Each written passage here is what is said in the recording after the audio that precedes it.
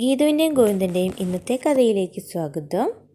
അങ്ങനെ വിലാസിന് വന്ന് ഗോവിന്ദനോട് ഇങ്ങനെ ഓരോന്നൊക്കെ സംസാരിച്ചുകൊണ്ട് നിൽക്കുവാണ് അസുഖത്തെക്കുറിച്ചൊക്കെ. അത് ഗീതു ഇങ്ങനെ നിന്ന് കേട്ടുകൊണ്ട് അവിടെ നിൽക്കുക കേട്ടോ. എന്നിട്ട് ഗോവിന്ദൻ്റെ അടുത്ത് പറയുന്നുണ്ട്, ഞാൻ മോൻ്റെയൊക്കെ അടുത്ത് ഒത്തിരി തെറ്റ് ചെയ്തിട്ടുണ്ട്, മോനൊക്കെ എന്നോട് പൊറുക്കണം, എനിക്കിനി മോനോടൊന്നൊരു ക്ഷമ ചോദിക്കാൻ പറ്റിയില്ലെങ്കിലോ എന്നൊക്കെ ചോദിച്ചിങ്ങനെ വിലാസം ഭയങ്കര വിഷമിച്ച് തന്നെയാണ് കേട്ടോ ചോദിക്കുന്നത്, മനസ്സിൽ തട്ടി തന്നെയാണ് ചോദിക്കുന്നത്. അതൊക്കെ കേൾക്കുമ്പോൾ ഗോവിന്ദനും ഭയങ്കരമായിട്ട് വിഷമമാവുന്നുണ്ട്. എന്നിട്ട് പറയും, മോൻ്റെ കാല് പിടിക്കാൻ, എനിക്ക് മോൻ്റെ അടുത്ത് കാല് പിടിച്ച് മാപ്പ് പറയണമെന്നുണ്ട്.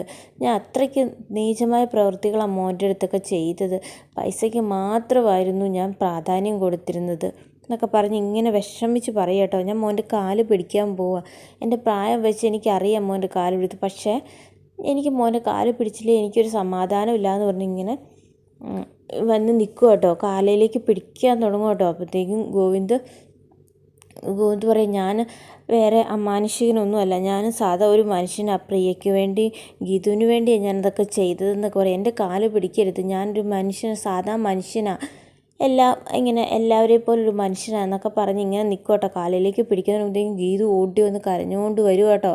വന്ന് വിലാസിനെ പിടിക്കുമോ, ഗോവിന്ദേട്ടൻ്റെ കാല് പിടിക്കരുത്, അങ്ങനെ ആ ഗോവിന്ദേട്ടനെ ഇങ്ങനൊരു ഇതാക്കരുതെന്ന് പറഞ്ഞിട്ട്, ഞാൻ അമ്മയ്ക്ക് പകരം ഗോവിന്ദേട്ടൻ്റെ കാല് പിടിച്ചോളാമെന്ന് പറഞ്ഞ് ഗീതു വന്ന് ഗോവിന്ദൻ്റെ കാല് പിടിക്കും കേട്ടോ.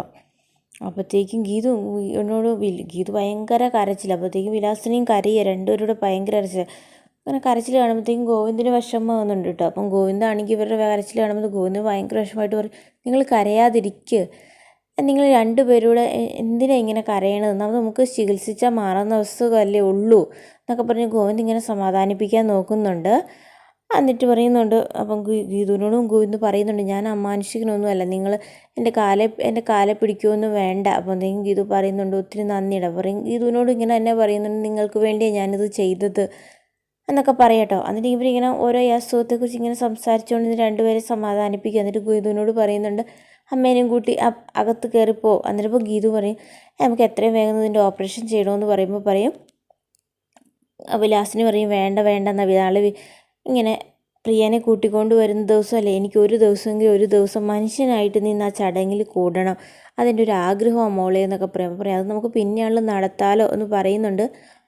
അപ്പോൾ പറയും, ഇല്ല, എനിക്കിത് നാളെ തന്നെ ആ ചടങ്ങ് നാളെ ഇങ്ങനെ ചടങ്ങ് നടത്തുമ്പോൾ എനിക്ക് ഒരു നല്ല മനുഷ്യനെ പോലെ നിൽക്കണമെന്ന് എനിക്ക് വലിയ ആഗ്രഹമാണ് മോളെ, എല്ലാവരും കൂടി സന്തോഷത്തോടെ ആ ചടങ്ങ് നടത്തണമെന്ന് പറയാണ്.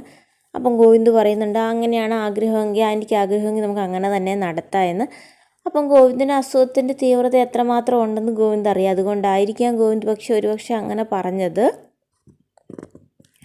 അത് കഴിഞ്ഞ് വിലാസിനി ഗീതുവും കൂടെ അകത്ത് കയറി പോകട്ടോ. വന്നിട്ട് വിലാസിന് ചോറ് വാരി ഗീതുവിന് കൊടുക്കും. ഗീതുവിനെ ചോറ് ഇറക്കാൻ പറ്റണില്ല, ഗീതോടെ നിങ്ങോട്ട് പൊട്ടിക്കരയുകയാണോ. ഗീതുവിന് ഭക്ഷണം ഇറക്കാൻ പോലും പറ്റുന്നില്ല. അപ്പോഴത്തേക്കും ഗീതു എന്നിട്ട്, മോളെ നീ ഇങ്ങനെ കരയരുതേ, എന്താ ഇത് എന്നൊക്കെ പറഞ്ഞ്, അമ്മ എന്നോട് പൊറുക്കണം, ഞാൻ അമ്മയുടെ അസുഖത്തെക്കുറിച്ച് ഞാൻ അറിഞ്ഞില്ല, അമ്മ എൻ്റെ അടുത്ത് പറഞ്ഞു കഴിഞ്ഞപ്പോൾ ഞാനത് കാര്യമാക്കിയില്ല, അത് അന്ന് നമ്മൾ പോയി ചികിത്സിച്ചാൽ മതിയായിരുന്നു ഇല്ലേ എന്നൊക്കെ ചോദിച്ചിട്ട് ഗീതു ഭയങ്കര കരച്ചിലാട്ടോ. അപ്പോൾ പറയും, മോൾ അങ്ങനെയൊന്നും വിചാരിക്കണ്ട, മോൾക്ക് അങ്ങനെയൊന്നും വിചാരിക്കേണ്ട, കാരണം ഇത് ഞാൻ എന്താണെങ്കിലും എനിക്ക് ചികിത്സിക്കുന്നുണ്ടല്ലോ, പിന്നെ മോൾ എൻ്റെ അടുത്ത് ഇനിയിപ്പോൾ അങ്ങനെയൊന്നും വിചാരിക്കണ്ട എന്നൊക്കെ പറയുന്നുണ്ട്. അതിന് മുന്നേ ഗോവിന്ദൻ്റെ കയ്യിൽ പൈസ എടുത്ത് നീട്ടിക്കൊടുക്കുന്നുണ്ട് വിലാസിനി. മോൻ എൻ്റെ കയ്യിൽ തന്ന പൈസയാണ്, എനിക്ക് കുറച്ച് പൈസയൊക്കെ ചിലവായി പോയി, ബാക്കി പൈസയാണ്, ഇതെന്നാ മോൻ വെച്ചോളാൻ പറഞ്ഞു കൊടുക്കും. അപ്പം ഗോവിന്ദ് പറയുന്നുണ്ട്, എനിക്ക് വേണ്ട, ആൻറ്റി തന്നെ വെച്ചോ, ആൻറ്റിക്ക് തന്നെ അത് ചിലവാക്കാൻ ഞാൻ തന്ന പൈസയല്ലേ, ഇനി അസുഖമൊക്കെ മാറിക്കഴിയുമ്പോൾ ആ ആവശ്യങ്ങൾക്ക് വേണ്ടി ആൻറ്റിക്ക് എടുക്കാമെന്നൊക്കെ പറഞ്ഞ് ഗോവിന്ദ് പൈസ മേടിക്കുന്നില്ല.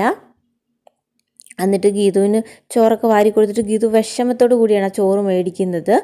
അങ്ങനെ ഗീതു ഇങ്ങനെ കരയുന്ന കേട്ടോ. അപ്പോഴത്തേക്കും വിലാസിനിയുടെ കയ്യിലേക്ക് ഗീതു പറയുന്നുണ്ട്, ഞാനും അമ്മയ്ക്ക് ചോറ് വാരി തരാം എന്ന് പറഞ്ഞിട്ട് ഗീതു ചോറ് വാരി കൊടുക്കുവാണ്. അപ്പോൾ വിലാസിന് പറയും, മോളിങ്ങനെ കരയരുത്, എല്ലാവരും കാണും എന്ന് പറഞ്ഞിട്ട്, എന്നിട്ട് ഗീതു ചോറ് വാരി കൊടുക്കും. അപ്പോൾ വിലാസിനിക്കത് മേടിക്കാനുള്ള ബുദ്ധിമുട്ട്, പക്ഷേ വിലാസിനെ അത് പിടിച്ച് നിൽക്കുന്നുണ്ട്. വിലാസിന് പറയും, മോളെ നീ കരയാതിരിക്കുക, എല്ലാവരും കാണും, എനിക്കിപ്പോൾ ആരുടെ സഹതാപവും സിമ്പതിയും ഒന്നും ഇഷ്ടമല്ല, നേരത്തെ ആയിരുന്നെങ്കിൽ എനിക്ക് സഹതാപവും സിമ്പതിയൊക്കെ ഇഷ്ടമാണ്, പക്ഷേ ഇപ്പോൾ എന്നെ ആരും അങ്ങനെ സഹതാപ സിമ്പതിയൊന്നും എനിക്കിഷ്ടമല്ല, അതൊക്കെ എനിക്ക് എന്തോ പോലെയാണ്, മോളിങ്ങനെ കരയാതിരിക്കുന്നൊക്കെ പറഞ്ഞിട്ട് ഗീതുവിൻ്റെ അടുത്ത് ഇങ്ങനെ വിലാസിന് പറയുകയാണ്. എന്നിട്ട് അവർ രണ്ടുപേരും കെട്ടിപ്പിടിച്ച് കരയുന്നൊക്കെ ഉണ്ട് കേട്ടോ.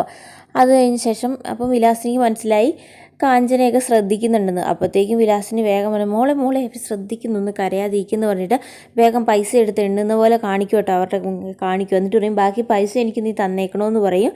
അപ്പോഴത്തേക്കും ഇങ്ങനെ ഗീതുവിനങ്ങ് കെട്ടിപ്പിടിക്കും കേട്ടോ ഗീതു. അപ്പോഴത്തേക്കും കാഞ്ചന രേഖയോട് പറയും, ഇവർ തമ്മിൽ എന്താ ഇത്ര സെറ്റായോ എന്നൊക്കെ ചോദിക്കുവാണ്.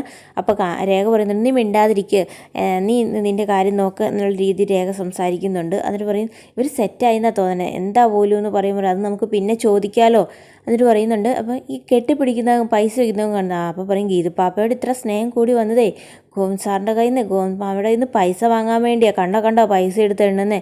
കെട്ടിപ്പിടിച്ചിട്ട് പറയുക ഗീതു പാപ്പയെ അമ്മേനെ ചെവി ചീത്ത വിളിക്കുന്നതാണ് കെട്ടിപ്പിടിച്ചോണ്ട് എന്ന് പറയുന്നുണ്ട്. അത് ചീത്ത വിളിക്കുന്നത് തന്നെയാണ് ചെവിയിൽ എന്നും പറയുന്നുണ്ട്. എല്ലാവരും കേൾക്കാതിരിക്കാൻ ചെവിയിലാണ് വിളിക്കുക, ചീത്ത പറയണേന്നൊക്കെ പറഞ്ഞ് ഇങ്ങനെ പറയുന്നുണ്ട്. അവർ തമ്മിൽ കെട്ടിപ്പിടിച്ച് ഇന്ന് കരയുന്ന കണ്ടപ്പോൾ അതിനുശേഷം വിലാസിനെ ഇങ്ങനെ നീ കരയരുതെന്നൊക്കെ പറഞ്ഞിട്ട് പോകാൻ വേണ്ടി എഴുന്നേറ്റിട്ട് ഗീതുവിനെ തിരിഞ്ഞൊരു നോട്ടമുണ്ട്. അപ്പോഴത്തേക്കും പിന്നെ ഗീതുവിന് കരച്ചിലൊക്കെ വരും. അതിന് വിലാസിനെ അവിടുന്ന് പോകുന്നു, വീട്ടിലേക്ക് പോകുക.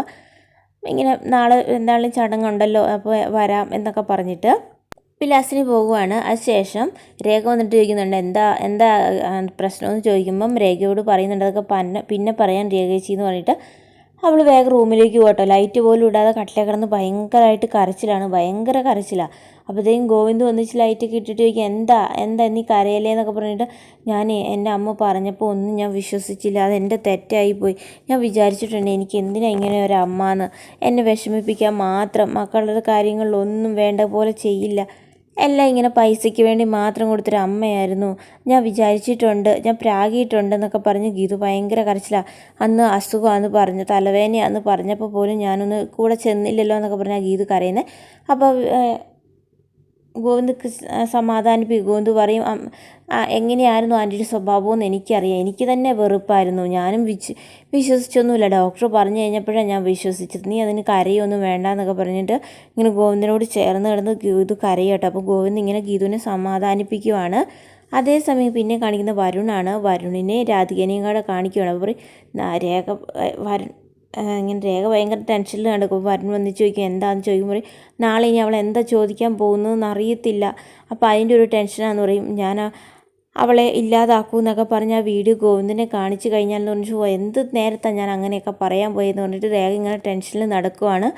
അപ്പോൾ വരുണിന് അതിലും കൂടുതൽ ടെൻഷനാണ്. കാരണം ഗോവിന്ദിനെ ഇല്ലാതാക്കൂ എന്നൊക്കെ ഇങ്ങനെ പറയുന്നുണ്ടല്ലോ, ഗോവിന്ദിനെ ഇല്ലാതാക്കിയിട്ട് തന്നെ ഏജിങ് ഗ്രൂപ്പ് വരുൺ സ്വന്തമാക്കൂ എന്നൊക്കെ പറയുന്നുണ്ട്. ആ വീഡിയോയൊക്കെ കണ്ടു കഴിഞ്ഞാൽ പിന്നെ ഞാൻ ജയിലിലാന്ന് വരുണിന് തോന്നുന്നു, മനസ്സിലായിട്ടോ. അപ്പം വരുൺ വിചാരിക്കും ഇനിയിപ്പോൾ എന്ത് ചെയ്യും, ഇതിൽ നിന്ന് രക്ഷപ്പെടാൻ ഒറ്റ മാർഗ്ഗമുള്ളൂ, ലോഹ്യം കൂടി രേഖേനെ കൂട്ടുപിടിക്കുക എന്ന് മാത്രം, രേഖയോട് സ്നേഹമായിട്ട് അഭിനയിക്കുക എന്ന് മാത്രം. വരുണ് അതിനു വേണ്ടി രേഖയുടെ അടുത്ത് ചെല്ലുവാണ്. ഇങ്ങനെ അഭിനയിച്ച് ഇങ്ങനെ രേഖയുടെ അടുത്ത് ഭയങ്കര ഇങ്ങനെ ഓരോന്നൊക്കെ പറയും, എനിക്ക് നിൻ്റെ അടുത്ത് സംസാരിക്കണോ എന്ന് പറയുന്നു. അപ്പം രേഖ പറയുന്നു എനിക്ക് സംസാരിക്കാനില്ല, എനിക്ക് ഉറക്കം വരുന്നുണ്ട്, ഞാൻ കിടക്കാൻ പോകാമെന്ന് പറഞ്ഞിട്ട് രേഖ എടുക്കും. ഒരു അരമണിക്കൂർ വേണ്ട എനിക്ക് സംസാരിക്കാനില്ല, നാളെ പ്രിയമോളെ കൂട്ടിക്കൊണ്ട് വരാനുള്ള ചടങ്ങിനൊക്കെ പോകണ്ട, അതുകൊണ്ട് ഞാൻ കിടക്കുവാന്ന് പറഞ്ഞിട്ട് രേഖ കിടക്കും കേട്ടോ. എന്നിട്ട് രേഖ എടുത്ത് പിന്നെയും കെഞ്ചി ചോദിക്കുന്നുണ്ട്, പക്ഷേ രേഖ മൈൻഡ് ചെയ്യാതെ രേഖ കിടക്കും. എന്നിട്ട് രേഖയുടെ മനസ്സിൽ ഭയങ്കര ഒരു സന്തോഷം തോന്നുന്നുണ്ട്. കാരണം രേഖേനെ ഇട്ട് അത്രയ്ക്ക് ഇങ്ങനെ പറ്റിച്ചതാണല്ലോ വരുൺ. അപ്പോൾ വരുൺ അങ്ങനെ കാല് പിടിച്ച് വരുന്നപ്പോൾ തന്നെ രേഖയ്ക്ക് ഭയങ്കര ഒരു സന്തോഷം തോന്നുന്നുണ്ട് മനസ്സിൽ. കാരണം രേഖ വരുൺ പറയുന്നൊന്നും മൈൻഡ് ചെയ്യാതെ കിടക്കുവാണല്ലോ. വരുണാണെങ്കിൽ രേഖ എടുത്ത് വിളിച്ചിട്ട് മൈൻഡ് ചെയ്യാതെ പിന്നെ രേഖ തിരിഞ്ഞ് എന്നെ കിടന്നുറങ്ങുമായിട്ടാണ് കിടക്കുന്നതായിട്ടാണ് കാണിക്കുന്നത്. അപ്പോൾ ഇന്നത്തെ എപ്പിസോഡിൽ ഇത്രയേ ഉള്ളൂ. ബാക്കി കഥയുമായി നമുക്ക് നാളെ കാണാം.